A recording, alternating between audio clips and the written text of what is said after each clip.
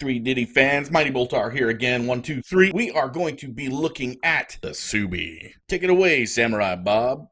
Greetings. For about 5 years now, this car has been longing to get back out into the wilds. Now, we're gonna do it. We gotta get in here. There's a lot of things we're gonna have to start taking care of that we've been neglecting. Battery's all screwed up. We've got cracks in hoses all over the place. But this car has been a beast and can typically go anywhere that anyone that I'm going off-roading with can go.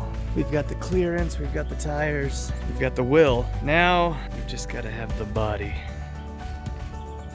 Thanks, Samurai Bob, for that update on the Sooby. Be sure to tune in next time as Samurai Bob digs deeper into the build. And remember, folks, it doesn't matter if you keep it clean or keep it dirty. Keep everything off the road.